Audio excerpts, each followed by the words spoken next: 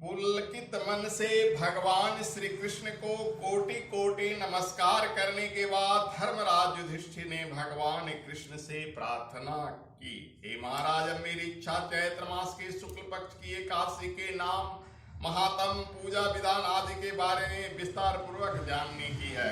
तब भगवान श्री कृष्ण ने कहा कि हे राजन, ये प्रश्न एक बार महाराज दिलीप ने महर्षि वशिष्ठ से पूछा था।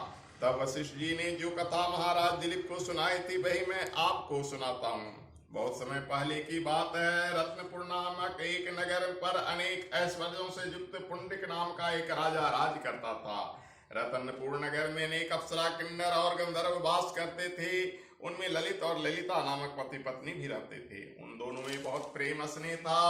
थोड़े समय के लिए भी वे अलग नहीं होते थे। वे दोनों एक दूसरे से बिछुड़कर व्याकुल हो जाते थे। एक समय पुंडरीक की सभा में अन्य गंधर्वों सहित ललित भी गाना गा रहा था। गाते गाते उसे अपनी प्रियतमा ललिता के प्रति आकर्षण हो गया। ध्यान उसकी तरफ गया। ध्यान भंग हो जाने से गायन का स्वरूप बिगड़ गया। ललित के मन का भाव जानकर करकोट नामक नाग ने पद भंग होने का कारण राजा से कह दिया। तब पुंडरीक ने क्रोधपूर्वक कहा, तू मेरे सामने गाता हुआ अपनी स्त्री का स्मरण कर रहा था, अतः तू कच्चा मांस और मनुष्यों को खाने वाला राक्षस बनकर अपने किए कर्म का फल भोग। पुंडरीक के श्राप से ललित उसी समय विकराल राक्षस हो गया। उसका मुंह बहुत भयंकर, नेत्र सूर्य और चंद्रमा की तरह प्रदीप्त और मुख से अग्नि निकलने लगे। सिर के बल पर्वत पर खड़े वृक्षों के समान तथा भुजाएं अत्यंत लंबी हो गई।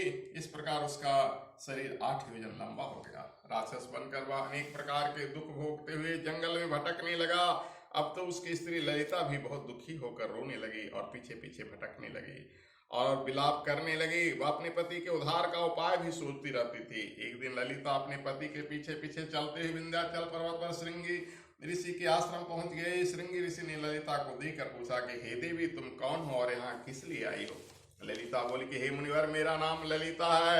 मेरा पति राजा पुंडरीक के शाप से भयानक विशालकाय राक्षस बन गया है। इसका मुझको बहुत दुख है। मेरे पति के उद्धार का कोई उपाय बतलाइए।